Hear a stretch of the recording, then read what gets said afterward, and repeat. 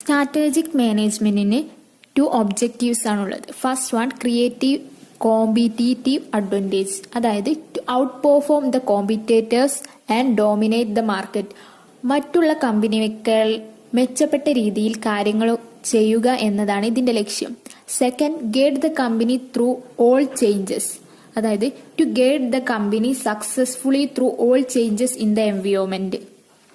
Business ലോകത്ത് എപ്പോഴും മാറ്റങ്ങൾ വന്നുകൊണ്ടിരിക്കും. ആ മാറ്റങ്ങളെ മുൻകൂട്ടി കണ്ട് കമ്പനിയെ സുരക്ഷിതമായി മുന്നോട്ട് കൊണ്ടുപോകുക എന്നതാണ് of strategic management.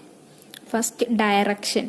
Defines the goals and mission of the organisation. Company എങ്ങോട്ട് പോകണം എന്നതിനെ കുറിച്ച് വ്യക്തമായ ഒരു വഴി കാട്ടുന്നു. ഇത് ലക്ഷ്യങ്ങൾ കൃത്യമായി നിശ്ചയിക്കാൻ സഹായിക്കുന്നു.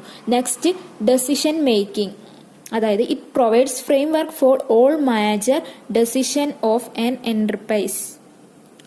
അതായത് ഏറ്റവും നല്ല അവസരങ്ങൾ ഏതാണെന്ന് കണ്ടെത്തി മികച്ച തീരുമാനങ്ങൾ വേഗത്തിൽ എടുക്കാൻ മാനേജ്മെന്റിനെ സഹായിക്കുന്നു.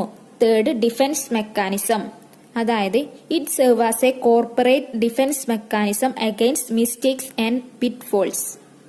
വിപണിയിലെ തിരിച്ചടികളിൽ നിന്നും നഷ്ടങ്ങളിൽ നിന്നും കമ്പനി ഒരു കവചം പോലെ സംരക്ഷിക്കുന്നു. Proactive and reactive, it organisation to be proactive instead of reactive in shaping it future. പ്രശ്നങ്ങൾ വന്നതിനു ശേഷം പ്രതികരിക്കുന്നതിന് പകരം വരാനിരിക്കുന്ന പ്രശ്നങ്ങൾ മുൻകൂട്ടി കണ്ട് പ്രവർത്തിക്കാൻ കമ്പനിയെ പ്രാപ്തമാക്കുന്നു. നെക്സ്റ്റ് വരുന്നത് face future as pathfinder to various business opportunities.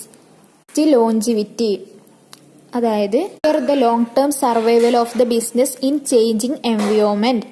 Business ലോകത്തെ മാറ്റങ്ങൾക്കനുസരിച്ച് സ്വയം മാറുന്നതിലൂടെ കമ്പനിക്ക് ദീർഘകാലം നിൽക്കാൻ സാധിക്കുന്നു. നെക്സ്റ്റ് വരുന്നത് survival and growth. It's very important for survival and growth of business organisation in dynamic business environment. മത്സരങ്ങൾക്കിടയിലും ബിസിനസ് തകരാതെ നിൽക്കാനും പുതിയ ഉയരങ്ങളിലേക്ക് വളരാനും ഇത് സഹായിക്കുന്നു. നെക്സ്റ്റ് വരുന്നത് ഓപ്പർച്യൂണിറ്റീസ്.